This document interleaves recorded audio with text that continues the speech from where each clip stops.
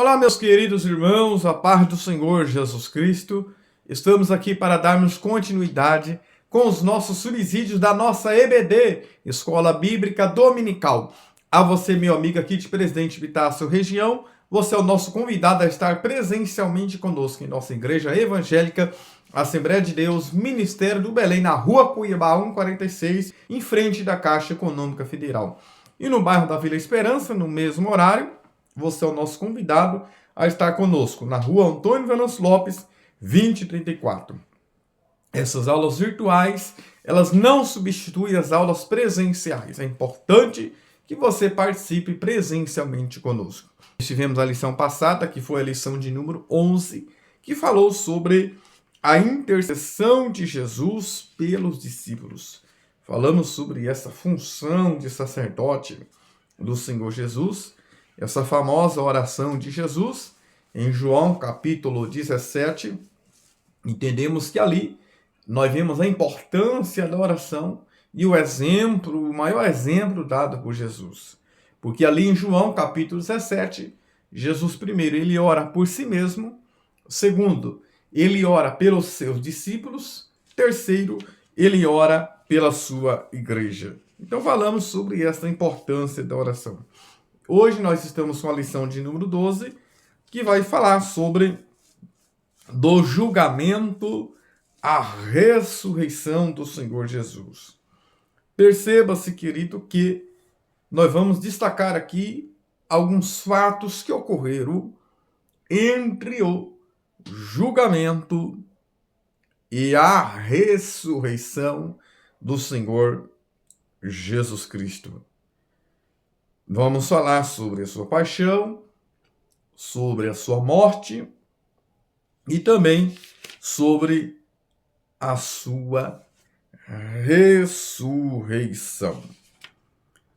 E nós temos aí, queridos, uma palavra-chave, e esta palavra-chave, ela é ressurreição.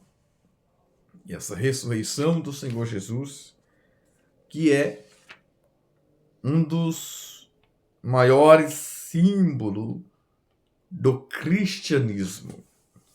Porque o próprio apóstolo Paulo, querido, ele destacou que se Jesus não tivesse ressuscitado, lá em 1 Coríntios capítulo 15, seria vã a nossa fé. Ou seja, o que Paulo está ensinando com isso é que não adiantaria a pregação do Evangelho. Porque a pregação do Evangelho, ela está baseada na ressurreição do Senhor Jesus. Então vamos tratar aqui alguns assuntos muito importantes. Primeiro, sobre quando Jesus ele vai ao Gólgota, ao lugar chamado Gólgota, e ele é crucificado. E do momento em que humilhar o Senhor Jesus ali, dando uma esponja e pondo num ensoto, uma varinha e chegando à sua boca com vinagre. E vamos destacar também lá no finalzinho sobre esse lenço enrolado que está em um lugar à parte ali, aonde Jesus ele foi ressuscitado. Tem lições para mim. Tem lições muito importantes para as nossas vidas nesta lição. Então vamos falar sobre quando ele vai ser preso, condenado, crucificado e a sua morte, o seu sepultamento e a sua ressurreição. O tópico 1 vai nos enfatizar sobre essa prisão e a condenação de Jesus. Ponto 1, essa prisão do Senhor Jesus é destacada pelo evangelista João, lá no seu capítulo 18, quando Judas ele vai ali para entregar Jesus, junto com os religiosos da época, como ali as 30 moedas de prata, ele vai entregar Jesus. Jesus ali, nós sabemos que Jesus, que ele estava em Jerusalém. Ele já havia celebrado a ceia lá no cenáculo. E Jesus, então, ele vai para um lugar chamado Jardim do Getsêmani. É importante destacar que esse Jardim do Getsêmani é um lugar de intimidade, relacionamento. E diz lá em João, capítulo 18, que Judas conhecia o lugar de oração. Só que ele conhecia o lugar de oração, mas ele mesmo não tinha intimidade nem com o Senhor Jesus Cristo. Perceba, queridos, olha o que a religião ela vai fazer. Então Jesus ele vai ser conduzido primeiro a Anás, e depois ele vai ser levado para Caifás para ser interrogado. Depois, em seguida, ele vai ser levado a Pilatos, que era o governador.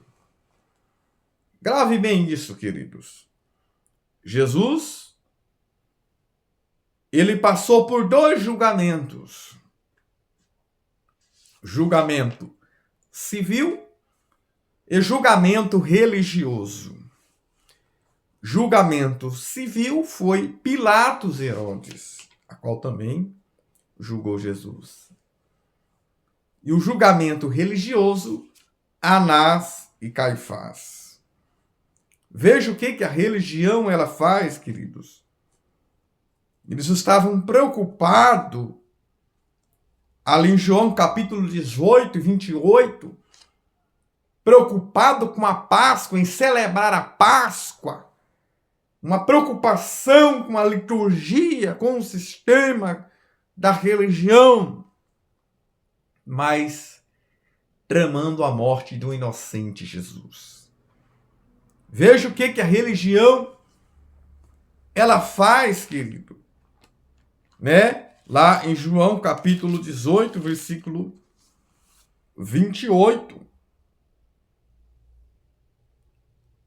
Depois levaram Jesus da casa de Caifás para o pretório, e era cedo de manhã. Eles não entraram no pretório para não se contaminarem, mas poderem comer a Páscoa.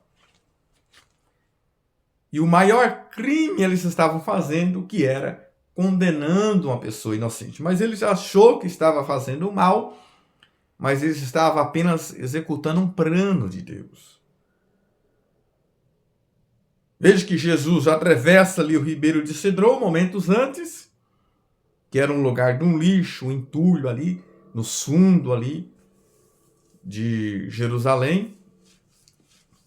Mas antes dele ir para o lugar de intimidade, o Jardim de Getsêmani, isso tem algumas lições muito importantes para mim e a sua vida. Porque Jerusalém é um lugar de adoração. Getsêmani é um lugar de intimidade. Só que antes de ir para o lugar de intimidade, tem que jogar o lixo que ficava aos fundos, entulho. Esse lugar é identificado como Ribeiro de Cedron, a qual era o vale, chamado de um vale antigamente, é identificado como Vale de Savé também. Vale da decisão, que diz lá em Oséias. Então, todo o lixo tem que ser jogado, todo entulho, para eu ter intimidade. E aqui nós aprendemos algumas lições. E veja que Jesus, ponto 2, ele vai ser interrogado no interrogatório. Pilatos, por causa dessa pressão política, né, cedeu a essa hostilidade deles, decidiu colocar Jesus ao lado de Barrabás. Olha como que o ódio era terrível das pessoas, querido. Veja como que o mundo nos odeia. Jesus disse isso. Na sua oração, lá em João capítulo 15, na oração sacerdotal, o mundo nos odeia. Mas Jesus orando, ele diz, não peço que tire do mundo, mas que livra-o de todo mal. Então, queridos, E o Senhor nos ensina muito na sua palavra. O mundo nos odeia, ele tem ódio de mim e de você. Por que que Jesus disse isso? Porque nós estamos aqui, mas nós não somos do mundo. Então, é propício que o mundo nos odeia. A Bíblia diz que a amizade do mundo é inimizade contra Deus. Não podemos compactuar com as coisas do mundo. Pastor, então tem que sair do mundo? Não, é possível você trabalhar, ser sal da terra e luz do mundo onde você estiver, na sociedade, nas ruas, na sua família. É possível fazer a diferença, mesmo que o mundo está nos odiando. E Jesus venceu esse mundo. E aí vemos essa condenação de Jesus, essa humilhação do Senhor Jesus, colocando ali nele uma coroa de espinhos. Isso é motivo de zombaria, queridos. Por quê? Porque quem usava a coroa era rei. E Jesus, ele é rei, ele já nasceu rei. Então, eles colocando essa coroa de espinho é para humilhar Jesus. O instrumento de castigo era o chicote com tiro de couro afiadas. Tinha um pedaço de ossos, pedras cortantes na ponta. Essa foi a humilhação do Senhor Jesus. Ele levou sobre si as nossas dores, nossas enfermidades, que é os nossos pecados, lá na cruz do Calvário, querido. Que é o que está lá em Isaías 53, do 4 ao 5. Então, esses homens aqui, eles estavam cumprindo um plano divino. Um plano divino. Não é isso? E aí nós vemos para o tópico 2, fala sobre essa crucificação, morte e o sepultamento do Senhor Jesus, aonde ele vai fazer o caminho do Calvário. O caminho da cruz.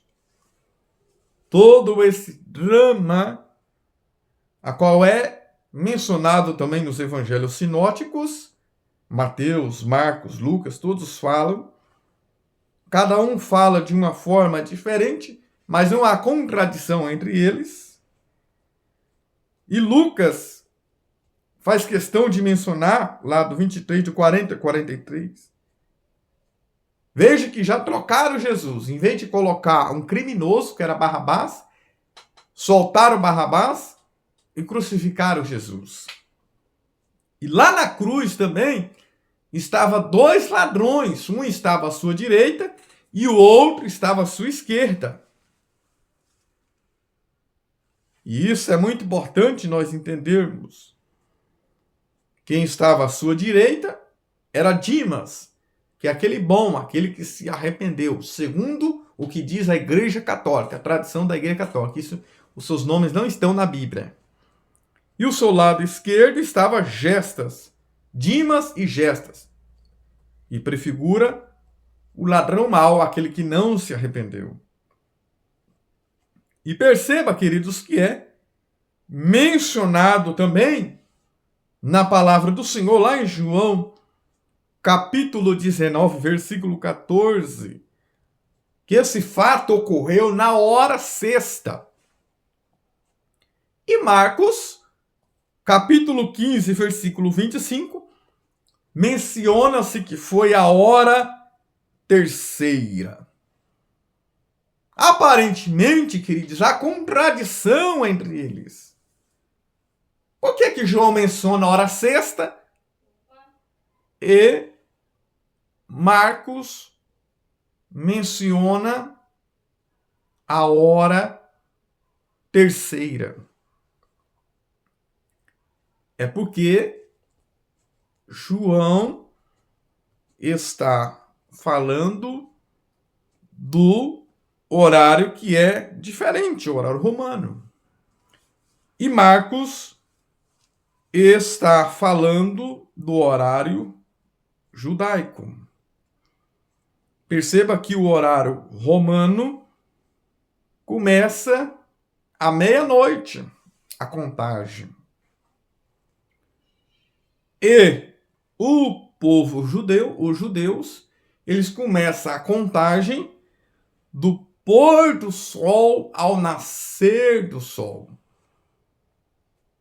Então, segundo o que diz Marco, começando ali da primeira hora de manhã, a primeira, segunda e a terceira hora. Ele menciona então a terceira hora. Então, João, capítulo 19, versículo 14, ele fala a hora sexta, que seria então meio-dia. Isso dentro do horário romano. Então, na hora terceira seria o que? Às 9 da manhã. Então não há contradição entre eles, mas maneiras diferentes de interpretar o horário. Mas esse fato aconteceu, Jesus foi levado ao Calvário. Ponto 2, a missão vai ser encerrada.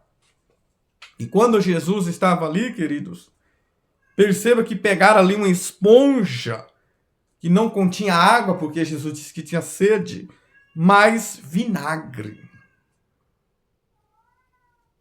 Há lá em Marcos 15, 23 e Mateus 27, 33, Mateus fala vinho com fel. Marcos fala vinho com mirra. Vinho com fel, vinho com mirra são sinônimos. São sinônimos. A mirra é algo que eles colocavam para dar um sabor melhor. Tinha um efeito narcótico. Mas todos esses dois evangelistas diz que Jesus, provando, ele não quis beber. E João menciona que Jesus tomou o vinagre. Esse vinagre aqui é o chamado vinho azedo. E também da onde era feito o vinho também. Então, tanto vinho com fel ou vinho com mirra são sinônimos. São palavras sinônimas. E Jesus, quando está ali, queridos, ele teve sede, deram vinagre para ele e uma esponja. Isso aqui, queridos, é uma humilhação. Porque, segundo o Manual dos Costumes Bíblicos, aqui, essa esponja era usada como para fazer higienes fecais. Das suas fezes, onde ele ia, fazia suas higiene dos soldados. Olha o que Jesus passou, queridos, por mim, olha o que ele passou por você, trazendo para os nossos dias, é o papel higiênico daquela época. Pegar um papel higiênico, colocar numa varinha de sopo e levar à boca de Jesus. Eu sei que é um pouco difícil para a gente falar essas palavras, mas essa é a realidade. Se você estudarmos o contexto cultural daquela, você vai ver qual era a finalidade dessas esponjas, o que eles faziam com essas esponjas. Mas foi isso que Jesus, ele passou por mim e você. Aí é onde ele disse, porque as últimas palavras é uma exceção de Jesus para Jesus Pai. Mas as últimas palavras por João é está consumado. O que essa palavra está consumado? Essa palavra no grego é tetelestai. Tetelestai é interpretada de 4 maneiras. Aqui diz que a missão de Jesus ela vai ser encerrada. Tetelestai, primeiro, é quando o pai dava uma tarefa ao filho e ele saía de casa. E o filho ia realizar essa tarefa. E aí, quando o pai chegava, o filho dizia, pai, eu já realizei aquela tarefa que o Senhor pediu. Então, quando Jesus ele fala tetelestai, ele está dizendo, pai, porque Jesus foi enviado pelo pai, é o apóstolo enviado pelo pai. Tem um apóstolo enviado pelo pai, o enviado pelo filho e o enviado pelo Espírito Santo, que foram os apóstolos. Jesus foi enviado do pai. Então, quando Jesus fala tetelestai, está dizendo, pai, eu cumpri essa tarefa. Só que aí nós damos continuidade, quando nós recebemos revestimento de poder, para cumprir essa tarefa de pregar o evangelho, de dar continuidade àquilo que Jesus começou. Marcos 16:15, e de pregar o evangelho a toda criatura. E essa é uma das tarefas que o Pai nos deu. Tetelestai também, a segunda maneira que era quando o general ia para a guerra e que eles voltava dizendo: venci a guerra, vencemos a guerra. Ou seja, é para os vencedores. Jesus ele diz que venceu o mundo, João 16:33. Tenho-vos dito isso para que em mim tenhais paz. No mundo tereis aflições, mas eu venci o mundo.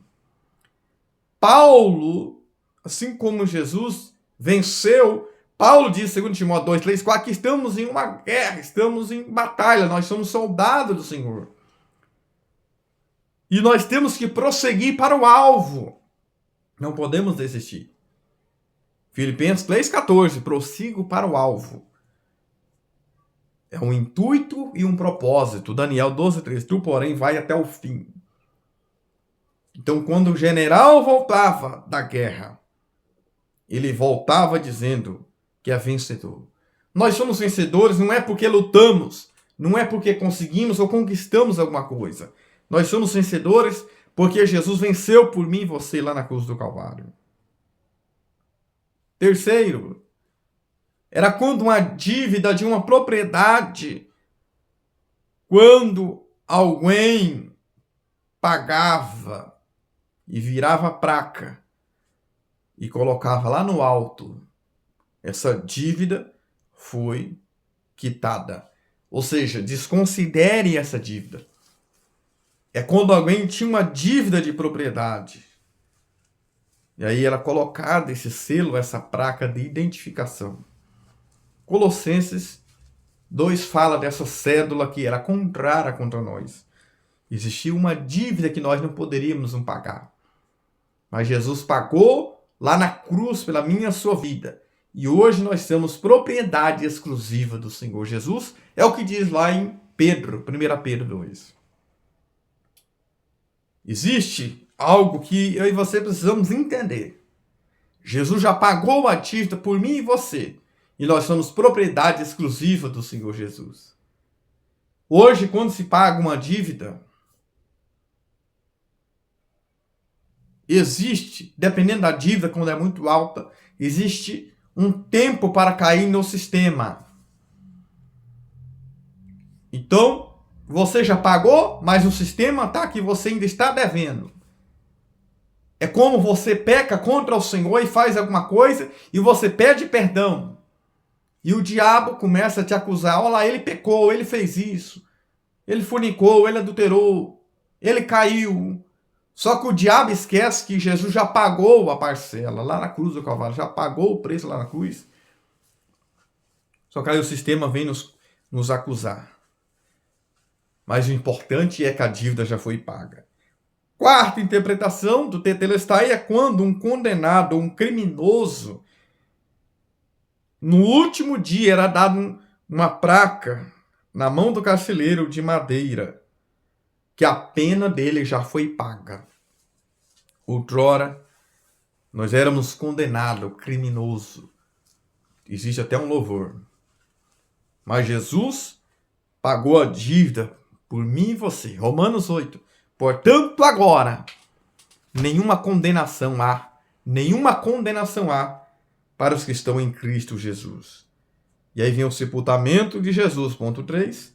Aparece um discípulo misterioso, José da Arimateia, que não queria se identificar, o qual cedeu até o sepulcro para Jesus, um sepulcro novo ali próximo ao jardim, aonde Jesus ele foi sepultado. Não ficava muito longe, né? Ali do Calvário, ficava ali pertinho mesmo. E ele abriu mão, porque ele morava ali na região de Jerusalém, por ele ser uma autoridade, fazia parte do Sinédrio, uma pessoa bem abastada, mas não era uma pessoa egoísta ou avarenta. Ele cedeu a sua sepultura para Jesus, que era para ele. Ele abriu mão daquela sepultura para Jesus, que inclusive cumpriu uma profecia de Isaías 53, né? Isaías 53, né? e puseram-os com os ímpios na sua morte. Existe algo que nos chama a atenção, queridos, né? Que nós vamos perceber, como diz aqui no ponto 3, essa ação de José de Arimateia foi junto com Nicodemos, a qual não é falado aqui. Mas é importante destacar que Nicodemos também foi com ele, que era também um membro do Sinédrio, que era 71 membros. Um discípulo oculto do Senhor Jesus. Esses dois foram impactados. José de Arimateia, ele foi até ousado, né, em pedir ao governador ali para que tirasse o corpo do Senhor Jesus. Isso nos dá uma interpretação de que ele teve uma ousadia. Ponto 3. Tópico 3. A ressurreição do Senhor Jesus. Jesus, ele ressuscitou. E essa é a base do cristianismo. Todos os fundadores das pseudas religiões, queridos, os seus restos mortais estão lá. Buda, fundador dos budistas, né? Vai lá na cidade de Gautama, os seus restos mortais estão lá. Allan Kardec, fundador do cristianismo lá na França, vai lá e os restos mortais estão lá. Maria, Portugal, ela não foi levada ao céu viva, como ensina a Igreja Católica, mas os seus restos mortais estão aqui na terra. Meca, lá em Maomé, vai lá que os restos mortais dele estão lá. Mas se você for em Jerusalém, lá você vai entender que os restos mortais do Senhor Jesus não estão lá, mas ele ressuscitou. E aí, queridos, foram na intenção de Jesus, Maria, mãe de Tiago e Salomé, Maria Madalena, com a intenção de ungir o corpo do Senhor Jesus, mas foram tarde demais. Jesus já havia ressuscitado. O túmulo estava vazio. Ponto 2. A ressurreição como base da fé cristã. Existe algo que nos chama a atenção, queridos. É que o sepulcro vazio, Maria Madalena olhou novamente para dentro do túmulo e viu 2 anjos de Deus lhe assegurarem que Jesus estava vivo. Eu vou passar algo profundo aqui, uma revelação profunda para você na Bíblia. Existe algo que nos chama a atenção, queridos. Se você ver lá em Gênesis 3, 24, Deus colocou querubins para cercar o caminho da árvore da vida. Se você ver no propiciatório, o Êxodo 37, 7, 2 querubins, um na cabeça e outro nos pés, fazendo sombra no propiciatório, aonde era colocado o sangue, e Deus cobria o pecado do povo. Se você ver também no sepulcro, esses 2 anjos estavam ali, um à cabeceira, outro aos pés. João 20, versículo 12. E você vê lá em Atos, capítulo 1, quando Jesus foi subindo ao céu, apareceu ali 2 varões. Existe algo importante nós entendermos aqui. Existe algo relevante. E que também tinha um lençol que estava um pouco afastado ali, dobrado em um lugar à parte. E isso tem uma lição muito importante. Porque quando um servo queria agradar o seu amo na casa, quando o seu amo saía, ele deixava o lenço dobrado. E ele dava uma saidinha demonstrando que ele iria voltar para terminar o serviço. Jesus fez uma promessa. E que ele vai voltar para buscar a sua igreja. Então o lenço dobrado estava dando informação de que ele iria voltar. Ele vai voltar para buscar a sua igreja. E o Cristo ressurreto quebra a incredulidade. Após a ressurreição, como uma pessoa ressuscitada, Jesus comeu, se alimentou, foi ao cenáculo, Judas não estava lá, porque quem falta culto, depois quer saber o que aconteceu, depois de uma semana Jesus apresentou de novo, ou seja, perdão, Judas não, Tomé, Judas já havia se entregado, já havia morto, se enforcado. E Jesus realizou alguns outros milagres após a sua ressurreição. E eles testificaram e certificaram essa ressurreição do Senhor Jesus. Existem comprovações, queridos. Comprovações arqueológicas, comprovações históricas, confirmação científica e confirmação bíblica. Jesus foi crucificado pela minha e sua vida. O peso da cruz era 130 quilos, alguns estudiosos. E a morte de cruz, segundo Champre, é um modo muito antigo de execução, que é muito cruel. Era de escravo, era a maior pena que existia. E Jesus sofreu isso por mim e por você, lá na cruz do Calvário. Amém.